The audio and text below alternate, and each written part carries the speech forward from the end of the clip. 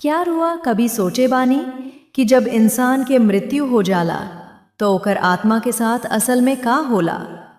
का सच में यमराज आवेलन या ई सब बस कहानी है? आज हम रउआ के ऊ सच्चाई बतावे जा रहल बानी जे हर इंसान के एक दिन जरूर समझ में आवेला जब कवनो इंसान के मृत्यु होला।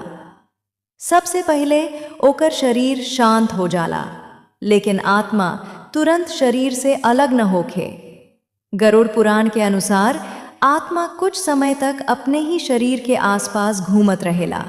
उ सब कुछ देखेला, सुनेला, महसूस करेला, लेकिन कुछ बोल न सकेला।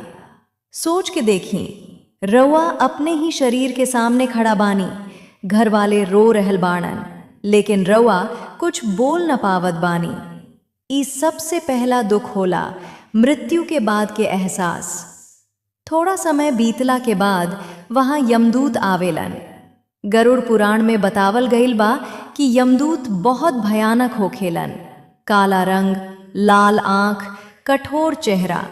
अगर इंसान अच्छा कर्म कैले होखे त यमदूत शांत रहेलन, लेकिन अगर बुरा कर्म कैले होखे त ऊ आत्मा के जबरदस्ती पकड़ के ले जाए लगेलन।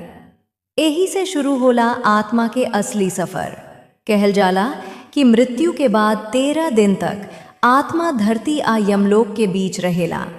ए दौरान आत्मा भूख प्यास महसूस करेला, अपना घर के आसपास घूमत रहेला, अपना परिवार के देखत रहेला। यही कारण से 13 दिन तक श्राद्ध आ तर्पण कइल जाला ताकि आत्मा के शांति मिल सके। 13 दिन के बाद आत्मा के यमलोक ले जावल जाला, लेकिन ई रास्ता आसान न होला। रास्ता में कांटा, आग, डरावना जीव, सब कुछ आत्मा के सामना करे के पड़ेला। अगर कर्म अच्छा होखे त रास्ता आसान हो जाला, लेकिन अगर बुरा होखे त सफर बहुत कष्टदायक हो जाला। आखिरकार आत्मा यमलोक पहुंच जाला। उहाँ सामने होखेलन यमराज, आ साथ में चित्रगुप्त। चित्रगुप्त जी हर इंसान के कर्म के हिसाब रखेलन। एक एक बात, एक एक सोच, सब कुछ लिखल रहेला। जब आत्मा उहाँ पहुँचेला त ऊ किताब खुल जाला। रउआ के हर काम, हर गलती, हर अच्छाई, सब कुछ सामने आ जाला। अब छुपावे के कुछ न रहेला। यही समय आत्मा के असली एहसास होला कि जिंदगी में हम का कईनी। अब आत्मा के आगे बढ़ल पड़ेला। ए सफर में एक भयानक नदी आवेला, जेकर नाम बा वैतरणी नदी। गरुड़ पुराण में ई नदी के बहुत डरावना बतावल गईल बा। ई नदी खून, कीचड़ आ गंदगी से भरल होखेला। अगर इंसान जीवन में दान कैले होखे त ऊ आसानी से पार कर लेला, लेकिन अगर पाप कैले होखे त ई नदी पार करना बहुत कठिन हो जाला। कई आत्मा त इहे नदी में फंस के तड़पत रह जाली। अब आत्मा के सजा शुरू होला। अगर कवनो इंसान झूठ बोलल होखे, धोखा दिहल होखे त ओकर सजा अलग होला। अगर कवनो दूसर के दुख दिहल होखे त ओकर सजा अलग होला। गरुड़ पुराण में कई नरक के वर्णन बा, जहां आत्मा के अलग अलग तरह से कष्ट मिलेला।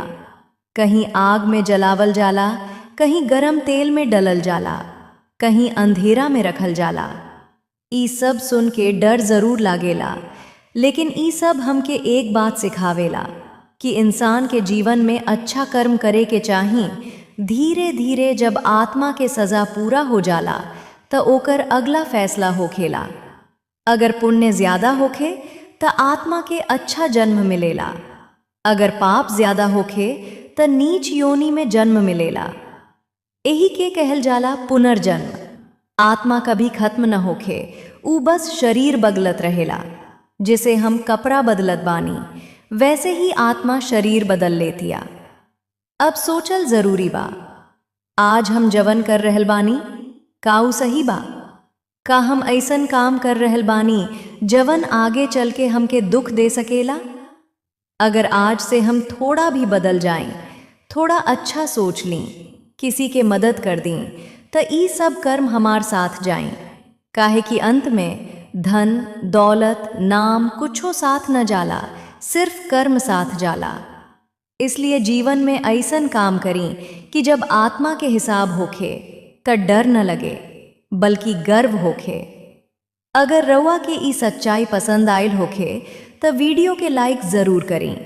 आ ऐसने सच्चाई जानेला खातिर शिव चर्चा भोजपुरी अमृता के संग चैनल के सब्सक्राइब जरूर करें।